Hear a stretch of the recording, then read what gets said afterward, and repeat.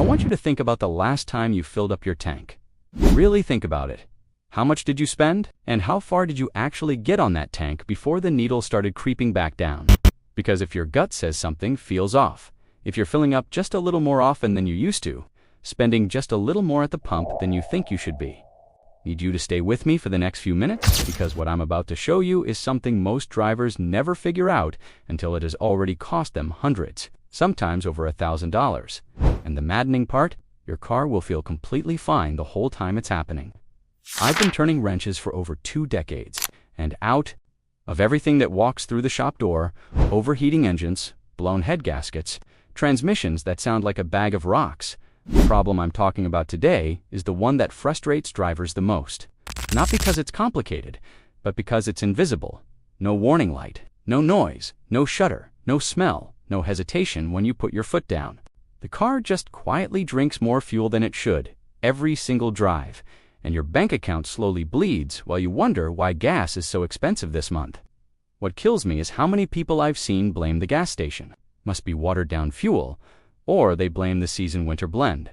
Must be hitting harder this year. Some blame their driving habits, and they change nothing, fix nothing, because there's nothing obvious telling them something is wrong. Meanwhile, the real culprit is sitting right there in your exhaust system, a component smaller than your hand, and it's been lying to your engine's brain for months. Let me tell you about a car that came in a few months ago. It was a 2016 sedan, well-maintained. Owner changed the oil. On time, kept the tires properly inflated, used the same gas from the same station he'd been going to for years. Guy was not neglecting his car, but he was spending about $40 more a month on fuel than he had been a year prior. No check engine light, no codes when he went to the parts store.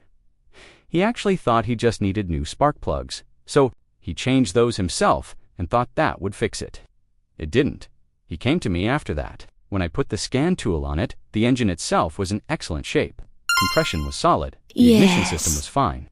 But the moment I looked at the live data, specifically the fuel trims, I saw exactly what was going on.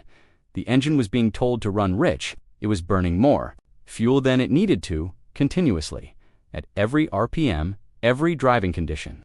And the source of that false instruction was a single sensor in the exhaust. The upstream oxygen sensor. It had gotten lazy. It had slowed down. And because of that, the car's computer was doing what it was designed to do. It was compensating. It just happened to be compensating in the wrong direction based on bad data. New sensor, 45-minute job, including letting the exhaust cool down fuel economy, came back, not gradually, almost immediately. So let me explain what this sensor actually does, because once you understand its job, you'll understand exactly how it fails and exactly why the failure is so hard to notice. Your engine is a controlled explosion machine. Every time a cylinder fires, it's burning a mixture of air and fuel, and the ratio of that mixture matters enormously. The ideal ratio, what engineers call stoichiometric, is about 14.7 parts air to 1 part fuel. At that ratio, combustion is clean, efficient, and complete. Go to lean, too much air, and you risk misfires, rough running, potential damage to the catalytic converter.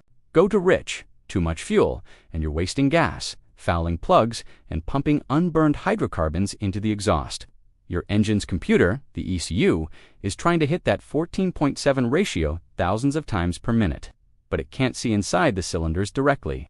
It has to rely on sensors to tell it what's happening. And the most important of those sensors, the one with the most direct influence over how much fuel is injected, is the oxygen sensor sitting in your exhaust pipe just downstream of the engine. What it does is simple but critical. It measures the oxygen content in the exhaust gases leaving the engine. High oxygen means the mixture was lean. There's leftover air because not enough fuel was burned. Low oxygen means the mixture was rich. Fuel was burned incompletely. Oxygen was consumed. The sensor sends that reading to the ECU constantly, in real time, and based on that reading, the ECU either adds a little more fuel or pulls a little back, in a constant rapid correction loop that happens multiple times per second. On a healthy sensor, if you graphed its signal output, you'd see the line jumping up and down rapidly, crossing back and forth between rich and lean like a heartbeat. That's what you want. That rapid oscillation means the sensor is responding quickly, the ECU is correcting quickly, and the mixture is staying right where it should be. Now here's where it goes wrong. These sensors live in a brutal environment. They're exposed to temperatures of up to 1,400 degrees Fahrenheit, constant vibration, exhaust gases full of carbon particles, sulfur compounds, and moisture. Over time, usually somewhere between 60,000 and 120,000 miles, depending on how the car is driven and maintained, the sensor element inside starts to degrade. It doesn't fail completely. It doesn't throw a code. It just gets slow. The chemical reaction inside the sensor that produces the voltage signal starts to lag behind reality. Instead of responding in milliseconds, it starts responding in half a second, a full second, sometimes longer. To the ECU, a slow sensor reading looks exactly like a lean condition. Because the signal isn't jumping back to rich fast enough, the ECU thinks the engine is running lean, even when it isn't. So it adds fuel to compensate. More fuel, and then a little more. And then a little more on top of that. And the whole time, the engine is running so smoothly because the ECU is doing its job, compensating perfectly that you have no idea this is happening. That's the trap. The better your ECU compensates, the more fuel it burns, and the less you feel anything wrong. Now I want to talk about fuel trims, because this is how you catch this problem before it becomes expensive, and it's something anyone with a basic scan tool can check in their driveway in about 5 minutes. Your ECU keeps two numbers that tell you exactly whether it's been compensating for a bad sensor reading. They're called short-term fuel trim and long-term fuel trim. Short-term fuel trim, or STFT, is the real-time correction the ECU is making right now, in this moment. Long-term fuel trim, or LTFT, is the average correction the ECU has been applying over time. Essentially, a logged memory of how often and how much it's been adjusting. If your fuel trims are close to zero, the engine is running right where it should. If they're positive, and I mean positively elevated, sitting at +5, +10, +15% or higher, that means the ECU has been continuously adding fuel to compensate for something. And one of the most common causes of elevated positive long-term fuel trim is a slow, aging oxygen sensor sending a lean signal when the mixture is actually fine. You can check this with any Bluetooth OBD2 scanner and a free app on your phone. These devices plug into a port under your dashboard, the OBD2 port, and every car sold in the US after 1996 has one.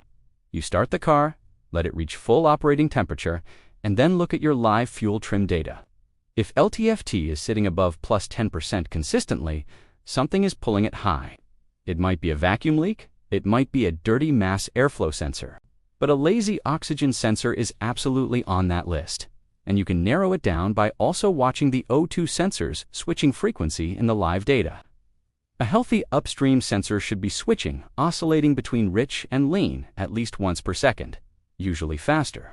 If you watch the line on your scanner and it's barely moving, staying stuck on one side for 2, 3, 4 seconds at a time, that sensor is tired. It's not failing catastrophically. It's just not fast enough anymore to give the ECU accurate feedback, and that lag is costing you fuel every single mile. Here's the part that surprises most people when I explain it. The check engine light, the one you've been waiting for, to tell you something is wrong, has a tolerance range built in. The ECU monitors the sensor and compares what it sees to a set of thresholds.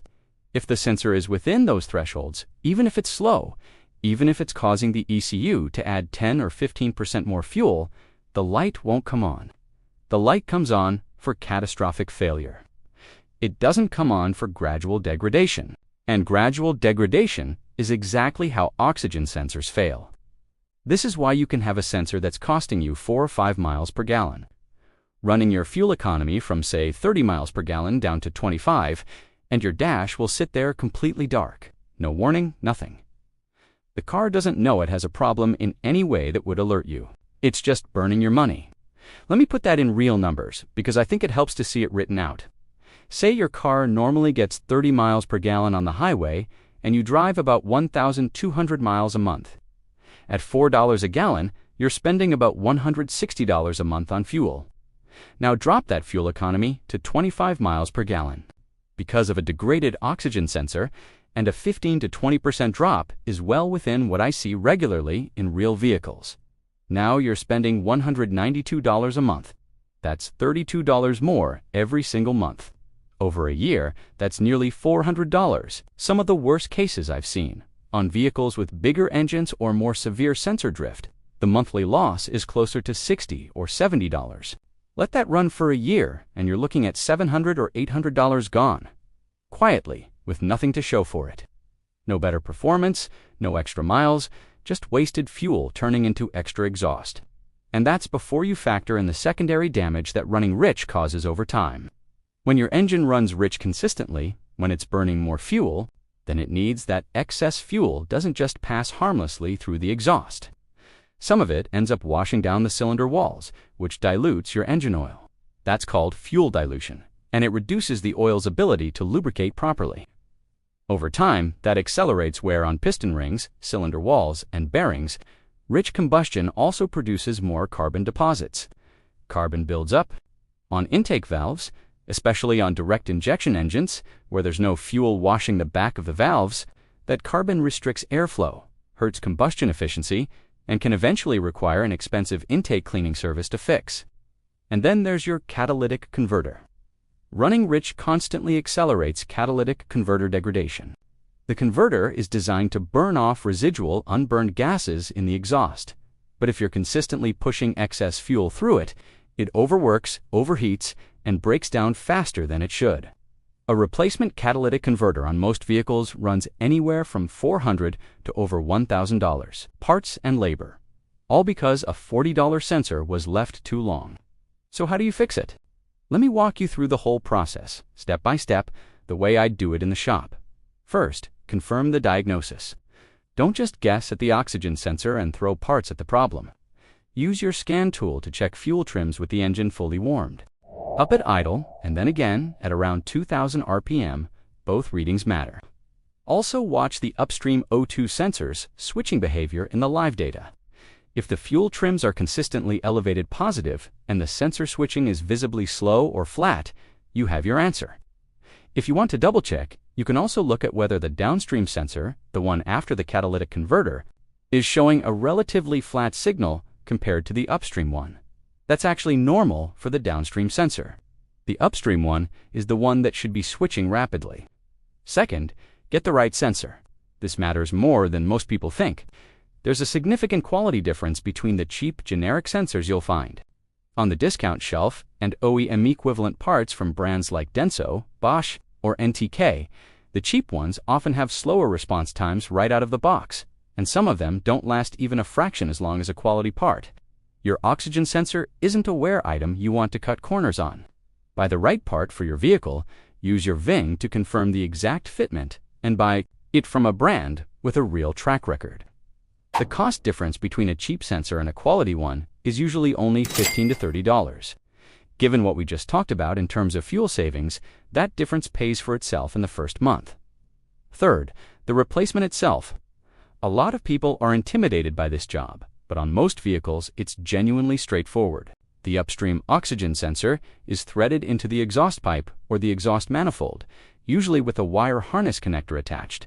You'll need an oxygen sensor socket, which is a special deep socket with a slot cut into the side for the wire to pass through. You can find one at any auto parts store for around $10 to $15 or rent it for free at most of the big chains. Before you do anything, make sure the exhaust is completely cool. Hot exhaust pipes mean hot threads and hot metal, and you dramatically increase the risk of rounding off the sensor or damaging the threads if you try to work on a warm exhaust. Let the car sit for at least 2 hours. Better to leave it overnight. Apply penetrating oil, something like PB Blaster generously, to the base of the sensor where it threads into the pipe. Let it soak for 15 to 20 minutes, or longer if the car has a lot of miles and the sensor has never been replaced. Corrosion is the enemy here. Most sensor removal problems come from skipping this step. Disconnect the wire harness connector first, then use your oxygen sensor socket and a breaker bar. Not a ratchet, use a breaker bar. For the initial break, to loosen the sensor counterclockwise. If it's genuinely stuck and not moving, don't force it. Apply more penetrating oil, wait, and try again.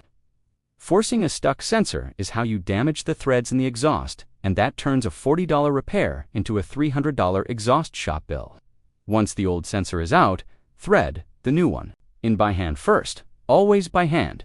to make sure it's starting cleanly and not cross-threading if your new sensor didn't come pre-coated with anti-seize on the threads. Apply a small amount of high-temperature anti-seize compound to the threads before installation. Just a thin coat, and keep it away from the first thread or two so it doesn't contaminate the sensor element itself. Torque the sensor to spec, typically between 30 and 44 foot-pounds, depending on the vehicle, using your torque wrench. Don't over-tighten. These sensors have tapered threads, and over-tightening cracks the housing. Reconnect to the wire harness, make sure it clicks fully seated, and then route the wire so it's not touching any hot exhaust components. Cable ties are your friend here. Start the engine and let it idle. Watch for any exhaust, smell, or smoke from the sensor location. There shouldn't be any if the sensor is properly seated.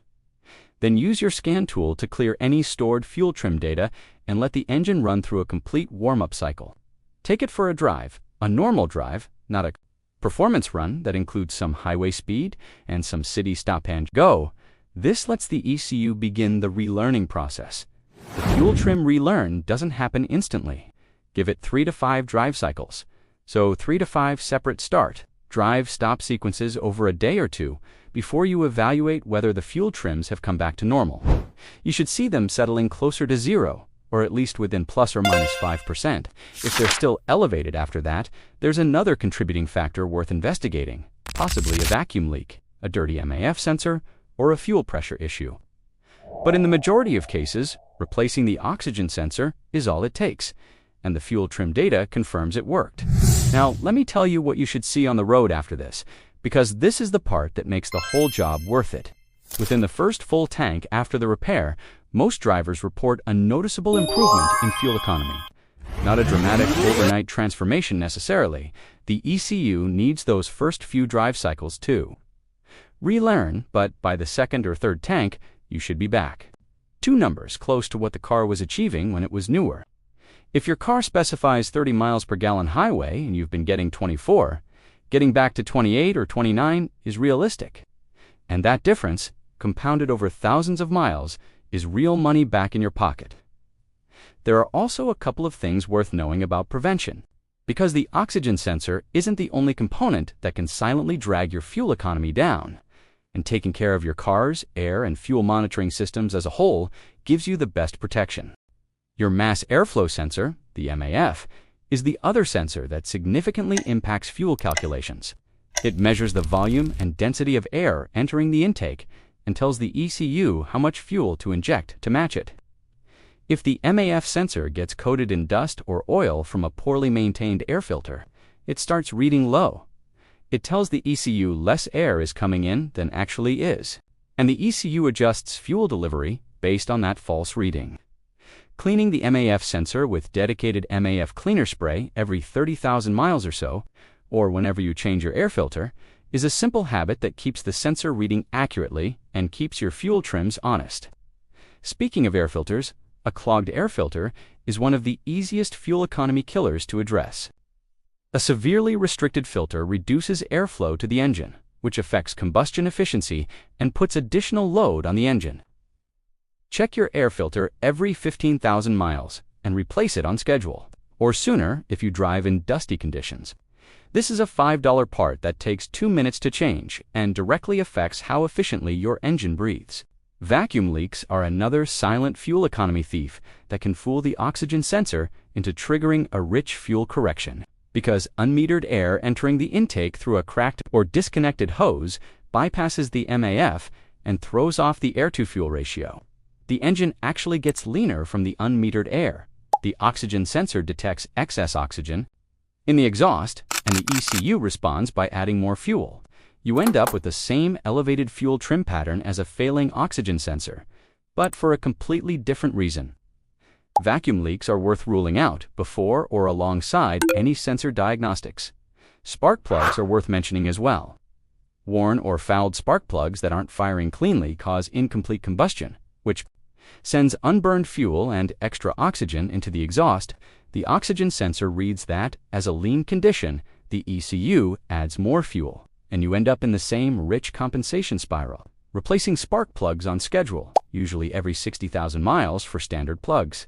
Every 100,000 for iridium or platinum is basic maintenance. that protects everything downstream, including the oxygen sensor and the catalytic converter. The reason I emphasize all of this is that there's a compounding effect when you neglect multiple small components simultaneously. One dirty air filter doesn't kill your fuel economy dramatically on its own.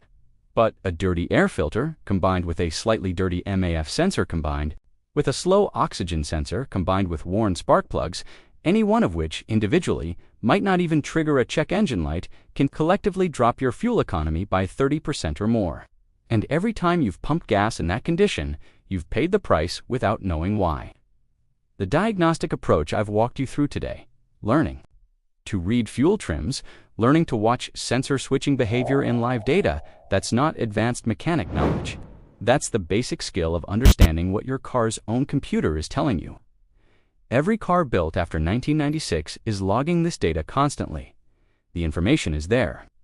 The question is just whether you know how to read it. I want to go back to that driver I mentioned at the beginning for a second, because his story didn't end with just the oxygen sensor. After I replaced the sensor and cleared the fuel trim data, we went for a drive together. I like to do a road test with the owner sometimes, especially when the problem has been vague and frustrating. And I showed him on the scanner what the numbers looked like now versus what they had looked like before. He could see it himself. The fuel trims sitting near zero, the oxygen sensor switching rapidly, that heartbeat line jumping up and down the way it's supposed to. He asked me, why did it take so long to catch this? And that's really the question, isn't it? Why doesn't the car tell you? The honest answer is that the OBD2 monitoring system is designed to alert you to failures, not to inefficiencies. A sensor that fails completely, that stops sending a signal or sends a signal so clearly wrong that no reasonable interpretation makes sense, gets flagged. But a sensor that's reading slightly slow, slightly off, in a way that the ECU can still compensate for, that falls inside the acceptable tolerance window. The car's self-monitoring system considers it fine. It's only fine for the car's operation. It's not fine for your wallet or the long-term health of components downstream. This is the gap that separates drivers who maintain their cars reactively, waiting for warning lights and symptoms, from drivers who maintain their cars proactively. You don't have to be a mechanic to cross that gap. You need a scan tool, which you can get for $25 to $60. In the habit of plugging it in once in a while, even when nothing feels wrong. The fuel trim numbers will tell you what no warning light will. If you do nothing else after watching this, make one decision. Get a basic OBD2 scanner and learn what your car's fuel trims look like when it's running well. Write it down. That way, if they start drifting over the coming months, you'll notice it early.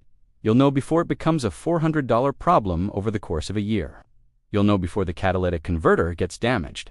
You'll know before the carbon buildup gets severe enough to need professional cleaning. An ounce of prevention here is genuinely worth several $100s of cure. The other thing I'd say is this. If you've been feeling like your car's fuel economy has slipped compared to a year or two ago, and you can't point to an obvious reason why, you haven't changed your driving habits, you're using the same fuel. Nothing has obviously broken. Please don't just accept that. As the car getting older, cars don't lose fuel economy from age alone.